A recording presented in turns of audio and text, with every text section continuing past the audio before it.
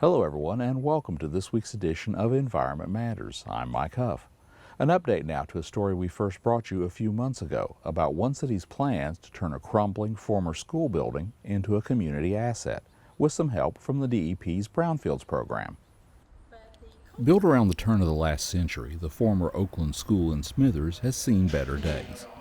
Last used for storage, the building has been abandoned for the past several years, open to the elements, and now deteriorated beyond repair and ready for the wrecking ball.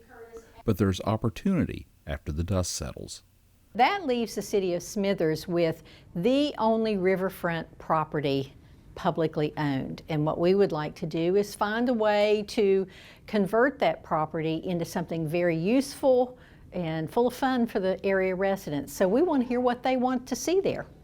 And that was the purpose of this socially distanced visioning session held earlier this week at City Hall. Residents got to see renderings of some of the proposed ideas for the property, including public restrooms, picnic shelters, a basketball court, a splash pad, and a dock and kayak launch. The preliminary work is funded through a Brownfields grant administered by the DEP's Office of Environmental Remediation. The Small Technical Assistance Grant is for either a small or disadvantaged community anywhere in the state. They can cover a wide range of activities, no assessment or cleanup, but more like feasibility studies. We can do public visioning sessions. We can do an inventory of brownfield sites within the smaller disadvantaged community. So just really, kind of generating a list or interest in a property that like this site where it's a brownfield property and we could redevelop it and put it to good use. Brownfields are properties that, through prior or current use, may have environmental issues that hinder redevelopment. West Virginia's voluntary remediation program works with developers to address these problems and return the property to protective use. And there's a lot of good reasons for that. Brownfield properties are already developed.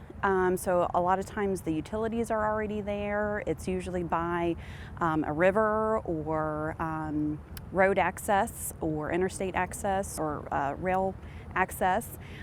This property is actually very close to all of those.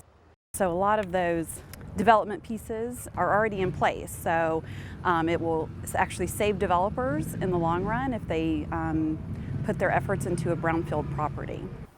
City leaders want to take advantage of Smithers' location, roughly halfway between Charleston and the New River Gorge, and proximity to nearby scenic attractions like Kanawha Falls to attract a few more of the 7,000 or so cars that pass by each day on Route 60 to stop and stay a while. What we're in hopes of doing is creating a way to accomplish two things. First of all, give our residents a place to get on the river. If you live on the river here, access isn't a problem, but if you even live one block off, getting to the river for your kayak, your canoe, your picnics, it's a hard thing to do. So we want to make sure our area residents have a way to get to the river and enjoy the beauty that we have here.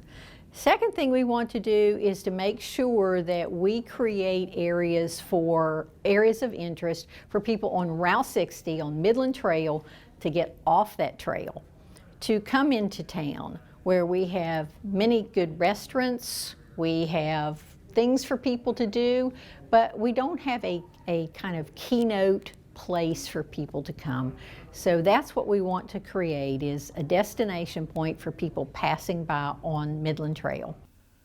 Demolition of the old school building is set for later this year. The mayor says she will begin seeking grants to help fund the site's redevelopment.